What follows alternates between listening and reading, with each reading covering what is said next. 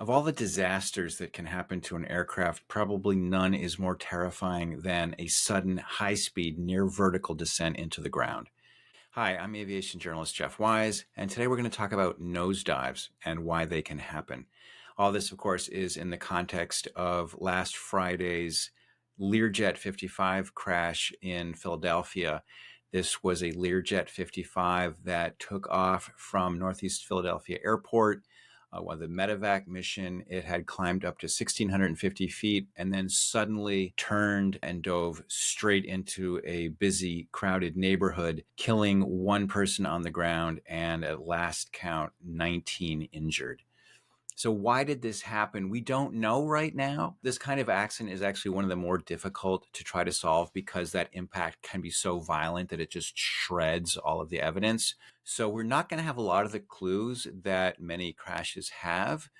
And frankly, it's possible that we might not ever figure out exactly what happened. So I wanted to go through today some of the causes generally that we see in planes suddenly taking a nosedive into the ground. But again, it's very preliminary, and I don't want to say that, this is, I'm not trying to tell you what happened to this plane, but this is how this kind of accident can occur. Just a few details about the case as we know it so far. The plane was a Mexican registered Learjet 55, which is a type of aircraft that was built during the 80s. So it was a pretty old aircraft. It was run by a company called Jet Rescue Air Ambulance, which specialized in taking medical patients back and forth between Latin America and the United States for medical treatment. There were 6 people on board, the 2 flight crew, a doctor and a medical technician, as well as a young female patient and the patient's mother. Although it was a pretty old aircraft, this is not an aircraft type that has been involved in a particularly large amount of accidents. This company, however, had been involved in a fatal accident before. Back in 2023, one of its jets had a fatal crash in Morelos, Mexico. So let's talk about the flight. The plane took off, climbed quite briskly up through a cloud base of 400 feet. So it was in the soup almost immediately, climbed up to 1,650 feet with its rate of ascent slowly declining, and then it turned into a dive. It came back down out of the clouds and struck the ground almost instantly later, creating this enormous fireball. It's worth remembering that this plane was heavily loaded with fuel for this 1,000-mile trip, and a fully loaded Learjet 55 has about as much chemical energy in it as a full bomb load for a World War II B-17 bomber. So there's a tremendous amount of potential energy.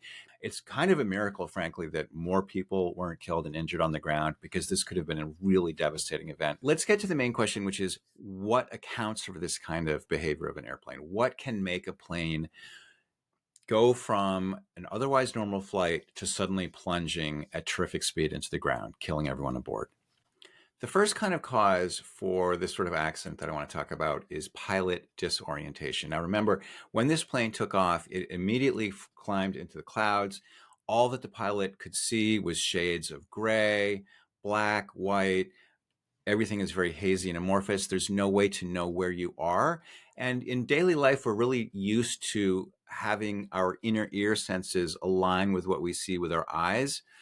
And when the visual reference is removed, we can really easily be fooled by our inner ear sensation. Any acceleration, whether it be a turn or an increase in engine thrust, can be perceived as a change in going up or going down. Famous example of spatial disorientation in instrument meteorological conditions, meaning in the clouds, was the crash that Kobe Bryant and his companions suffered. Their pilot was flying them in a helicopter through a mountain pass, was basically forced up into the cloud layer, and the pilot clearly thought that he was going to just climb through the layer and up into clear air above. Instead, he got disoriented. He wasn't paying close enough attention to his instruments.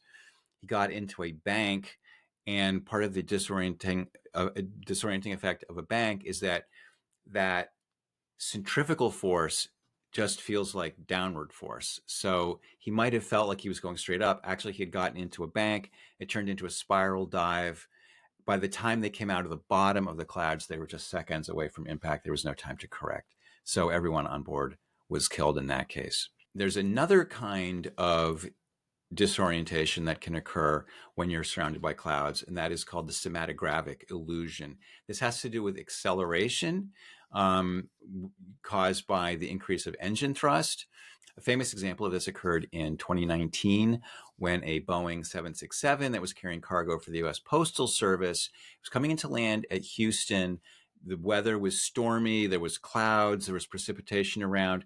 The controllers were helping the plane maneuver around some precipitation when the plane apparently hit some turbulence. And we don't know exactly why. Maybe the flight crew was trying to escape a sudden downdraft or something. But for some reason, they pushed the throttle forward. There was a sudden acceleration. And perhaps because the pilot perceived that acceleration as a sharp climb, they pushed the control yoke aggressively forward, and that put the plane into a dive. They plummeted from 6,000 feet to impact with the ground in just 18 seconds. Now, you can see that that might apply here. The plane was climbing. The Learjet is very powerful. It is possible that that acceleration caused them to think that they were pitching up more than they should. Now, normally you would expect experienced pilots to understand that this illusion exists, and they should focus their attention quite rigorously on the instruments to tell them what to do. But it's really, we just don't know. The human mind is so difficult and really impossible to decipher. Okay, let's talk about another way that a plane can get into a nosedive, and this is navigation equipment failure.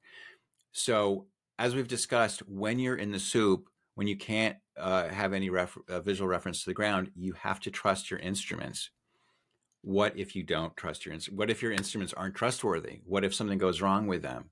The different kinds of instruments that a pilot will traditionally rely on to know which direction they're pointed is called the attitude indicator. And this is a very familiar piece of equipment that sits in the panel in front of the pilot, and it looks like a rotating globe, and the blue is up and the brown is down. A newer piece of equipment that modern aircraft are equipped with is called the flight director. It tells you how you should manipulate the controls to remain on the course that you want to be on.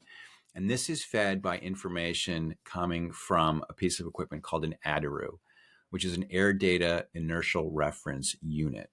And this combines information coming from things like pitot tube and combines that with accelerometer data.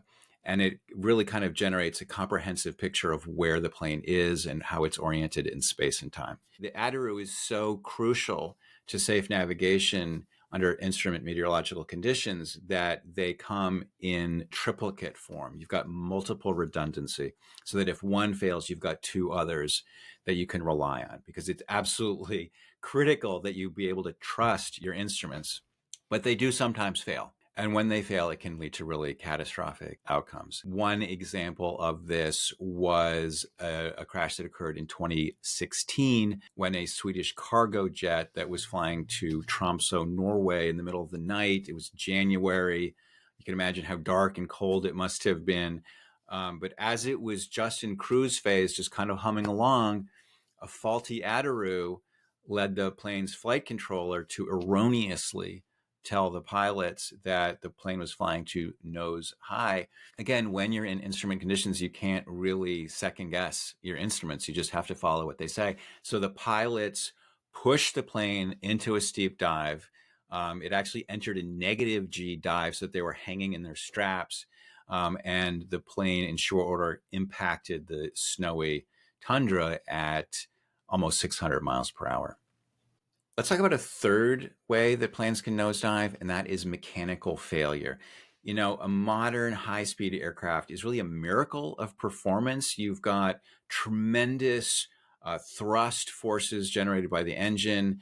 You've got lift that is balanced by weight, and all of this has to be balanced and counteracted so that the plane doesn't fly off course. And this is achieved by complex machinery. And if one element of that machinery breaks, then everything could come apart very quickly. One of the pieces of equipment that is really crucial to a plane to keep on course is the horizontal stabilizer and the elevator. If a plane loses its tail, there really is nothing to prevent the plane's center of gravity from pulling the nose down towards the ground in a way that you can't recover from. An example of this took place in 1991 when a Continental Express turboprop was flying from Laredo, Texas to Houston. Part of the left horizontal stabilizer came flying off as a result of poor slipshod maintenance. This particular plane, it was an Embraer 120 Brasilia. It had a history of mechanical issues. It had been sent for unscheduled repair 33 times prior to the accident.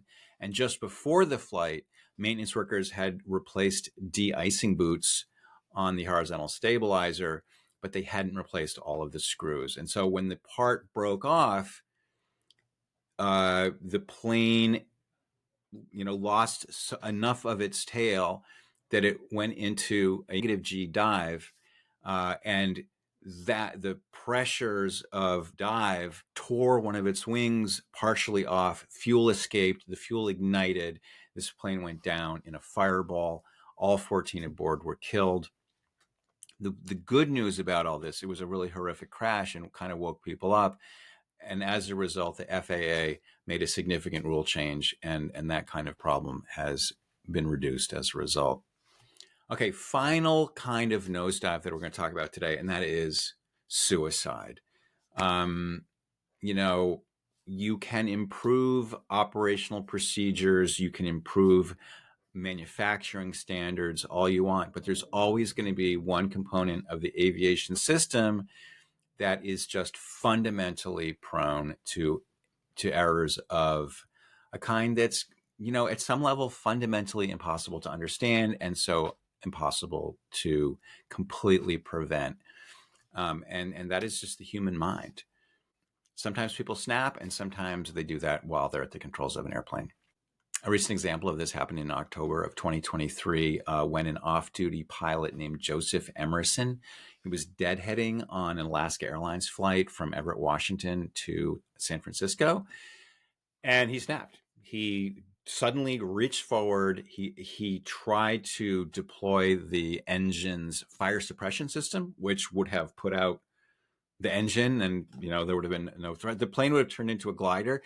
It's not really the most effective way to try to commit suicide, because the plane still would have flight controls and everything. It would be possible to recover from this, but Emerson was kind of wrestled into submission by the flight crew, and he later told police that he'd been hallucinating, and that while this was going on, he told himself, this isn't real, I need to wake up. That was a sort of happy ending. They managed to wrestle him into the submission before he could kill everybody.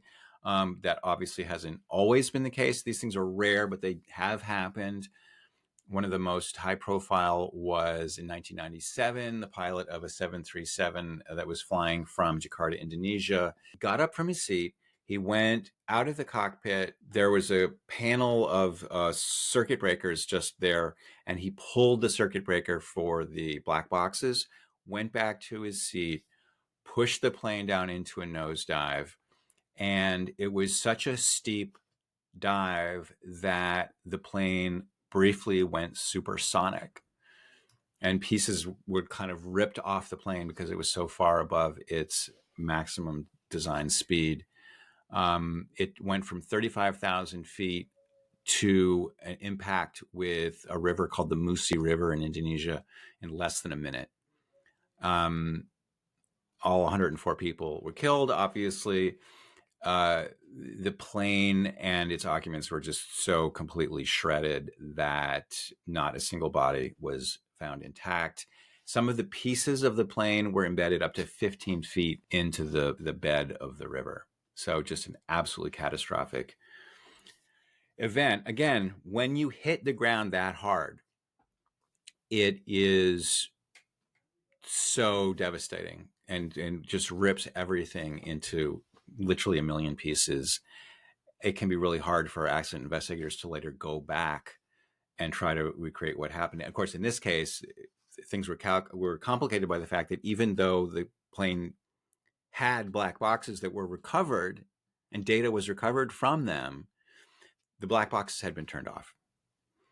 And so obviously this puts suspicion on the pilot, but we'll never really know with 100% certainty what was going on in that situation. So those are 4 different kinds, a non-exhaustive list of things that can put a plane into a nosedive. Of all of them, which one seems most likely? I would say it doesn't seem like suicide because it happened so soon after takeoff. Also, I think if you were flying a sick little girl back to her home, I think that cuts against the idea of just having this nihilistic desire for self-destruction. So I think that's not particularly likely. Could there have been a mechanical failure? I would say probably not, just because it happened so soon after takeoff. And for a similar reason, I think the failure of the navigational system probably isn't the most likely. It does seem to my mind most like a disorientation incident where the pilot, just having climbed up into the clouds, really quickly got turned around, couldn't tell which way was up. For whatever reason, either didn't look at the instruments or didn't trust them and got disoriented and got into a plunge. By the time they came out of the bottom of the clouds, there just wasn't enough time to correct. Hopefully, somehow investigators will be able to piece together some picture. I don't know if they will. And this was a bad one. And I think people were especially primed to react to this accident because it came just 2 days after the first fatal accident involving a commercial airliner in the United States since 2009. And of course, a lot of other crazy things are happening in the United States right now. There's a general sense of everything going topsy-turvy and what can we trust. There have been attacks on the integrity of the civil aviation system in this country. I won't get into that detail right now. I don't need to get political right here, but we can say that there are legitimate grounds to be concerned about air safety in this country in a way that hasn't really been the case in my lifetime. I think we really need to pay close attention to what's happening and hopefully speak up and stand up if things are done to the civil aviation system in this country that are going to be harmful for safety, because we need to keep this system safe. We all rely on it, and we can't let it be tampered with. So that's what I have for you today. Again, if you support this podcast, please, you can go over to the Substack at findingma370.com. If you join there, you can pay to be a member, and that is really helpful to me.